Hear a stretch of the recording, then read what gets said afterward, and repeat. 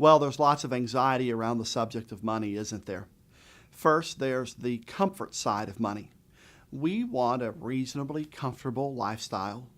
We want to own a home, drive a reliable car, be able to watch movies on a nice screen, let our kids play in organized sports. We know that can add up.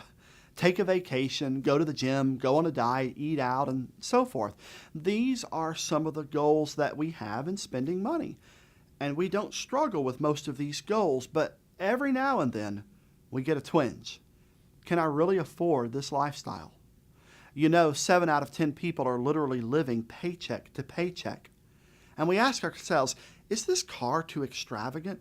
Do my kids really need this? And what does God really think about all of this? Is God comfortable with my comfort? Or does he want me to, as Jesus said, sell all I have and give my possessions to the poor? That's the comfort side of money. There's also the worry side of money, the concern that we might not have enough money to be safe and secure financially. Jackie Mason once said, "I have enough money to last me the rest of my life, as long as I don't have to buy anything." Well, have we saved up enough money in case of emergency? And what if someone has to quit working? What if something goes wrong? How much of a safety net do I really have? And will that be enough for the future, for the kids' education if there are kids, and for retirement? So we set some goals to save and to ease these anxieties, these worries.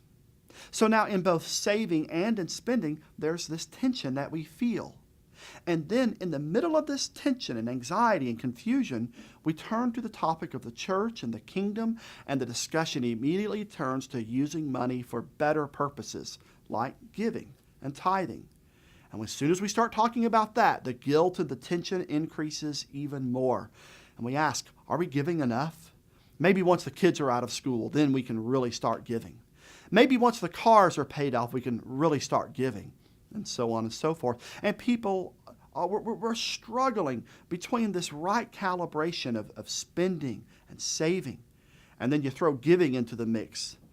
And it frankly creates just a lot of stress. Is there a way to resolve the tensions we feel in spending and saving and giving? Well, there is. And that's why we want to tackle the question of money head on at Trinity.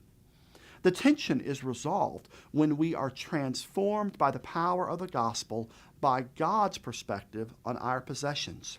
How do we use our financial resources? That's a discipleship issue. Because how we use our money is a part of what it means to be a follower of Christ Jesus. God cares about our money, and God does have a certain perspective on it. In fact, did you know that there are over 800 verses in the Bible related to the subject of money? Did you know that Jesus spoke about money more often than he did prayer? Which really, if you stop to think about it, it's quite staggering. So why is God concerned with money? Well, not because he needs it, of course. After all, he's the creator God. No, God is concerned about money because money is an index of the heart. Money is a doorway into our interior lives.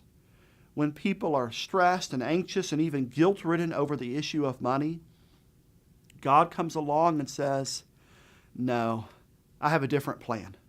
Money doesn't have to be a source of fear and anxiety and guilt. It can actually be a means of freedom and joy and blessing if we gain God's perspective on our possessions. And it will if we give him our heart fully. So now as a church family, I'm asking that we take a congregation-wide look at money and how it relates to our heart. We're going to call this series Heart, Soul, and Money, God's Perspective on Our Possessions. It will begin on Sunday morning, August 22nd. And this isn't just going to be a series that says, you need to give more money to the church. Look, giving is critical, but the series itself is much, much bigger than that. This is going to be a series about our dreams, our hopes, our fears, our future, our contentment, our joy, our peace, and our purpose.